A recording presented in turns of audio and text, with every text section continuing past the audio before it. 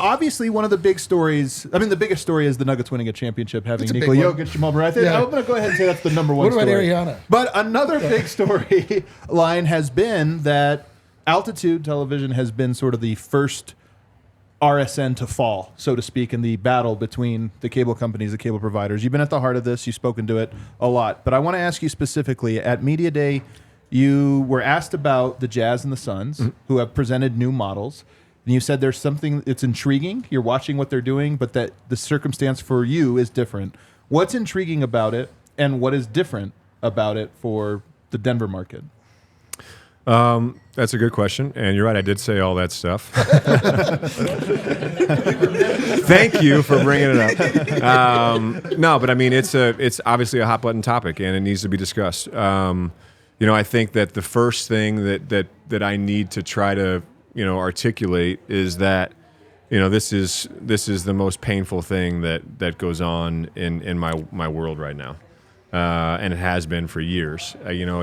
I've personally put a lot of time and effort into the Nuggets and Avalanche, and to see them reaching their peaks where a lot of people can't get the games on their television is just painful, because I want them to be able to see our teams. I want them to see what we get to see, and easy. But right away I can just say that at this point it might be that fans think it's lip service, but we're dealing with a $200 billion company that's trying to change the way it's done business on the fly, and that's a crazy way of putting it, but. I don't know if anybody here has cut the cord, or some consumers are consuming their television and their media in very different ways. And when you talk about Utah and Phoenix, they are NBA teams that went through their own issues, but they had the liberty of their RSN actually being dissolved and going off the air, and they were able to create solutions out of that. And for us, we're in a unique position where. Altitude, even though it's a struggle for some people to get, if you have Comcast as a carrier, it still is a network that exists. It still is in production. It's still producing all of our games, and it still can be found on other carriers. And so if we were to just turn the lights off on Altitude, a lot of good people would lose their jobs, and while we figured out a way to try to bring this out of the ground. And so we just met with Comcast again in Philly very recently.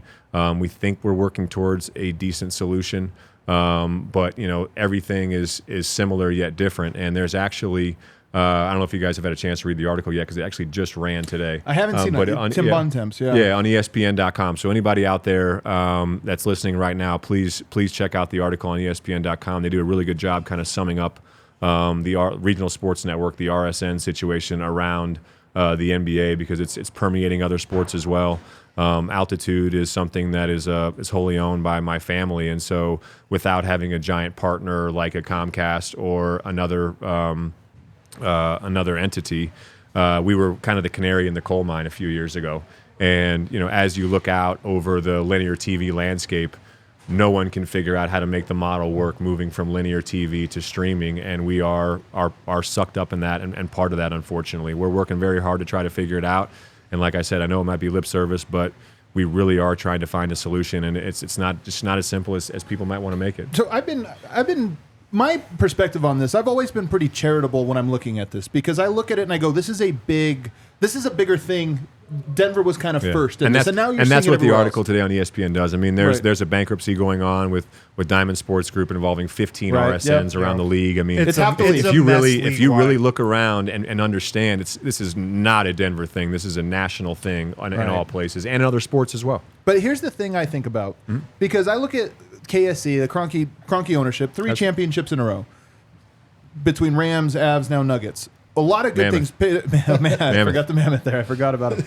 There's been a lot. We talked about patience earlier. I've heard from a lot of employees with no reason to tell me these things that run like a family organization, very tight-knit. You talk about this. I think there's try to be. Not meddling. These are like big things that are really important for ownership group. I don't know that I would call KSE innovative. And I wonder if this is a moment where innovation becomes the most important thing, because I don't know that there's a solve out there that's just like coming down the pike. That's the thing I wonder. No, I think and that's a fair assessment. as we sit in, our different press conferences, and I think, you guys have a great perspective on the Nuggets and how me and my family like to conduct business. But, whether it's a practice facility or, the RSN thing, we are trying to get things done. Sometimes it's an advantage to be the size and scale that we are, and sometimes it's a disadvantage. And to piggyback off of what you said, I think that that's a challenge for us, is that we need to get more innovative in certain areas. We need to be able to think on our feet and be able to say, hey, when, the local media landscape is starting to change just slightly, we have a lot of exposure. We're 100% owned by a single entity and a single person in my father. And, we are structured differently. What is our exposure in other areas, and how can we be proactive instead of reactive? Right. You start to talk about, being progressive. And I say it's about being more proactive instead of being reactive. And we need to be proactive with our thoughts on our commercial side, our media side, and our team side. And I think if you're proactive instead of being reactive, you can solve a lot of problems before they start. This is just such a big issue. Like the media thing, it's not a small... And I apologize directly to everybody that can't get our games. They are available in other places. You have to go look for them. So we're not just like I said, an RSN that's been shut off completely, because we're still in operation. And maybe it would be cleaner that way. But it is available on DirecTV and other networks. And so unfortunately, it's a mess. It's an issue across the entire NBA now, and it seems like it's actually getting worse by the season.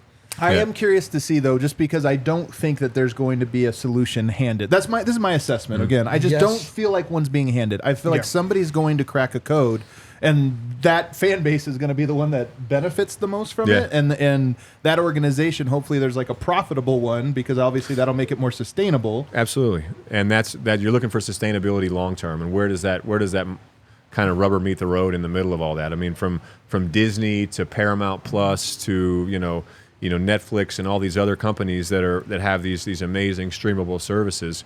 How can sports best plug into that type of marketplace? So the entire ecosystem of sports is used to turning on their TV and being able to consume it through turning it to channel whatever. And whether it's the English Premier League that we're involved with on Peacock. The NBA through the NBA app, or through TNT when it's on a national game. The NFL now, Sunday tickets now on YouTube TV. You're jumping between different services that are kind of speaking the same language when it comes to streaming, but fans are used to being able to go to one place to find all that stuff. So eventually, does that turn into some sort of a bundle that sports fans can buy into? I'm not 100% sure, but people are trying to figure it out, people much smarter than I. And it does affect a lot of people. I mean, I know, young people, it's always we could figure out how to get things going.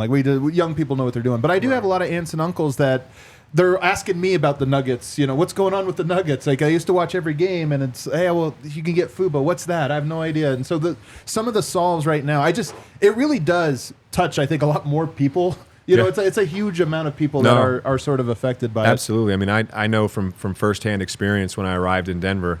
My family bought into the teams in early 2000s. We won the Stanley Cup in 2001, and I learned a lot from Pierre Lacroix when I first moved to Denver about team building. And to learn from a guy like that who built 2 champions in a very short amount of time. Fortunately, I've been able to pick some great minds over the years, including his. But there was a lot of Avalanche fans, from that 01 championship all through, the lockout of 05 up until a few years ago. When you win those championships, the nostalgia that it's created out of those experiences builds a fan base that lasts decades. Yeah. And if you're not prepared to capitalize on that, then you're shooting yourselves in the foot. And it's not lost on me that we could be missing out on a lot of young men and women around Denver that don't have the chance to see the Nuggets and Avalanche play. That's something we've talked about it a lot. lasts generations. Yeah, absolutely. That's why it's I personally and my father and all the people that went into building these teams here in Denver. It's not lost on me, and I very much mean that when I say it's a painful subject for us.